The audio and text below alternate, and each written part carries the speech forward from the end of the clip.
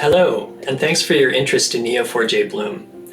I'm Jeff Gagno, Product Manager here at Neo4j, and in this video, I'd like to talk about how Bloom fits into the Neo4j platform and explain how to get started so you can explore Bloom's intuitive features yourself.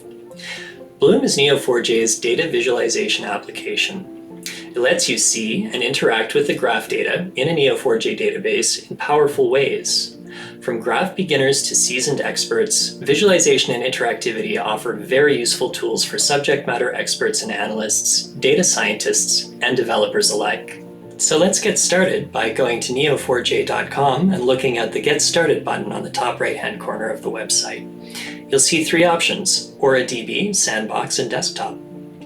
We'll be using AuraDB in this example, but Desktop lets you download a bundle of Neo4j software to your local machine, and Sandbox lets you explore Neo4j directly through your web browser with no setup. First, we'll need to register for an Aura account. Note that when we get started with Bloom, it will perform best if you have a dedicated GPU. Once you've registered for an account, you can select between AuraDB Free and Professional. In this case, we'll be using AuraDB Free. You can now name your database. I'll call it My Bloom Intro. And you can select the sample movies dataset, or you can use your own data. Note that Neo4j offers many powerful ways to import your own data. For this example, we'll keep it simple. Once your AuraDB instance is created and running, you can launch Bloom by using the blue Open With button on the right-hand side of the screen. Simply click the drop-down and select Bloom.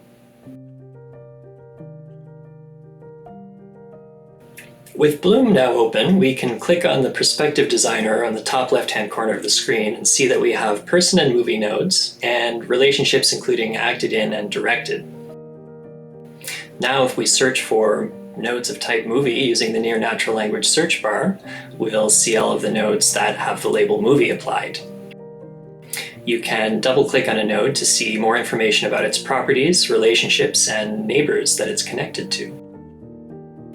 You can right-click on a node and expand it. In this case, you can right-click on Castaway and expand by the acted-in relationship to see actors that were in the movie Castaway. If you right-click on Tom Hanks and choose Expand again, we can see movies that Tom Hanks acted in as well as directed. Note that you can also edit the graph data using Bloom by double-clicking a node and selecting the properties in the inspector and changing them as you need.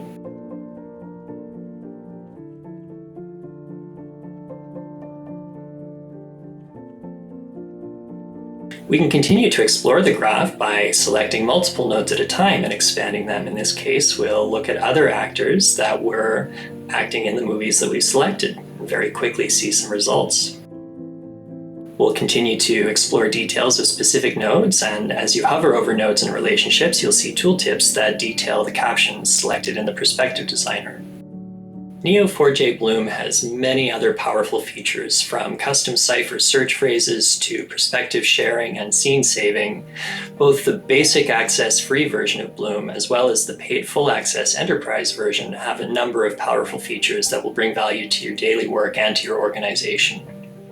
Why not get started today? Go to neo4j.com and click on Getting Started to try out Bloom either in a free AuraDB, Neo4j Desktop, or the Sandbox.